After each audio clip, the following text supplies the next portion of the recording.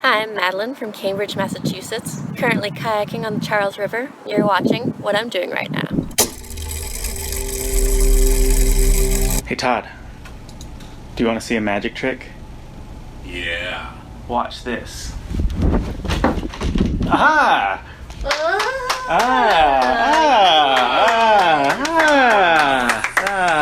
Ever since the glacier trip, one of my juice-linked little darlings has been malfunctioning. It randomly turns itself off, which can be annoying when you think it's in your pocket recording and it turns out that it wasn't recording at all. This is the one that still works. I just finished taking apart the one that isn't working. I've always actually been curious what they looked like inside, but this is the first time I've actually disassembled it. And what I've discovered is that where the battery goes into the circuit board, the pin that goes through the circuit board to move power into it from the battery is loose. So it's, I guess, theoretically supposed to be soldered in place right there, but it's come out. I guess I'm going to try to fix it. This is going to be my first foray into any sort of electronics repair.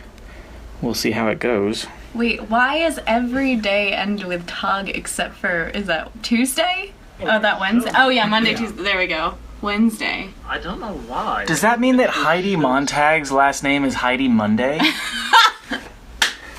Yes, it is actually. Whoa! First of all, this is pretty ugly. I'm not a UI designer. So while we were having that meeting with JT, the news broke that Chester Bennington of Lincoln Park committed suicide either last night or this morning. His body was found around 9 a.m. California time. And this is the first time in my life where hearing a celebrity death, like as I read that, I could feel my throat like clench up, and I had to consciously not tear up in that moment. What's interesting about that is, in that moment, I could actually, like, you don't emote really ever, but I could feel that rolling off of you, and it was interesting. It's just so bizarre because no other group of artists outside of Lincoln Park has been more instrumental in my development, especially creatively.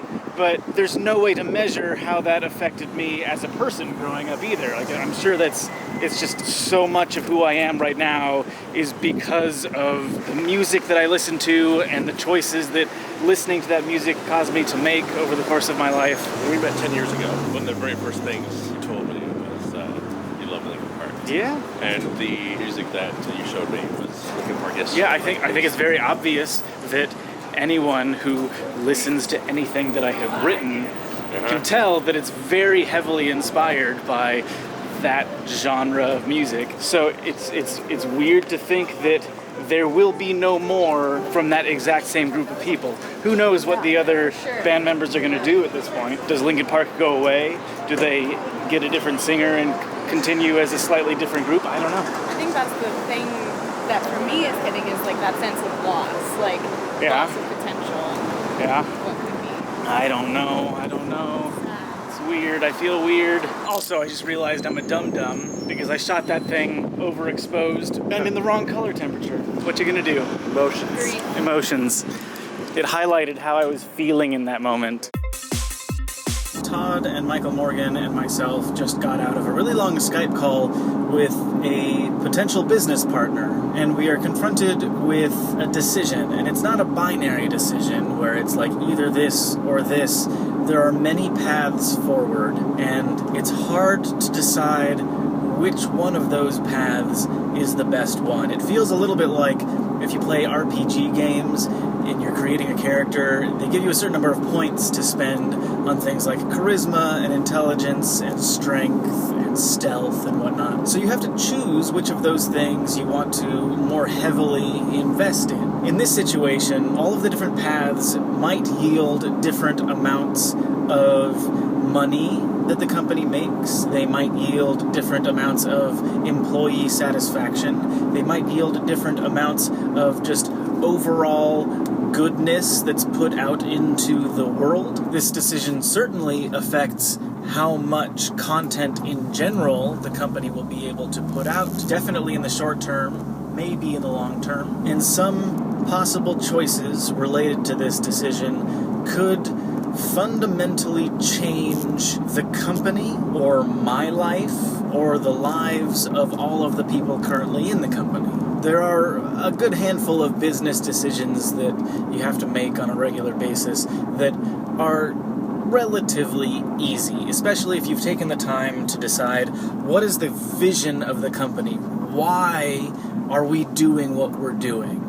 Because you can check every decision against that. Does this choice line up with our why? And in this particular situation, there are a lot of potential choices that do line up with our why, and they all take us in wildly different directions. It's such a multifaceted, nuanced decision to make. And I imagine what separates great companies from mediocre companies is the ability to make these decisions well, consistently over time. So I don't know what the answer is going to be. I certainly need to sleep on it and have some more discussions. It kind of sucks that I can't just tell you everything about it, but I can't tell you everything about it right now.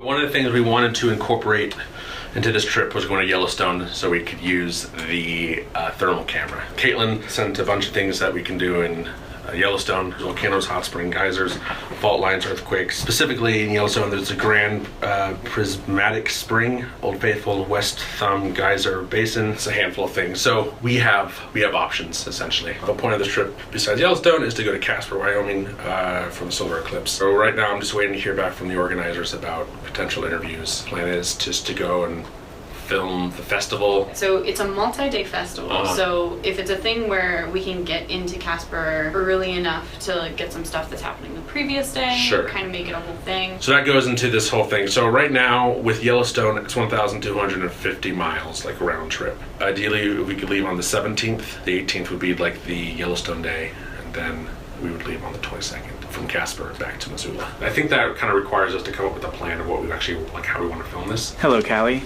Hello. What you got there? A giant microphone. Toddley, what are we doing?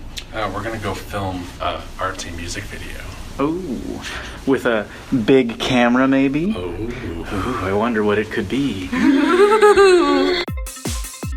We filmed, I think, in the neighborhood of 14 people banging on various things downtown with drumsticks or mallets, and I'm going to try to take that footage and compile it into some kind of percussive beat video thing. But first, I have to walk over to Complexly, where I'm going to be a guest on the HFS podcast. It's been a few months since I was on one of these.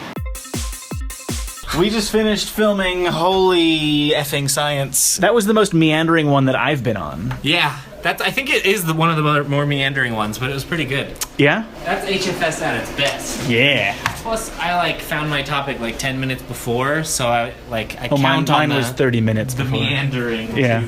What is this? So in the continuing saga of eating things that Gabi brought us, we decided to try to make tahini, which the thing that it came in was not finished tahini. It was something that you had to prepare. So we've attempted to prepare it according to Gabi's instructions. It smells very garlicky. It's not horrible. It's strange. It kind of tastes like we crumbled up the halwa into But not a garlic sugary. dip. Yeah. No, I don't think I like it. It's very bitter at the end. You guys should stop eating it. Probably gonna.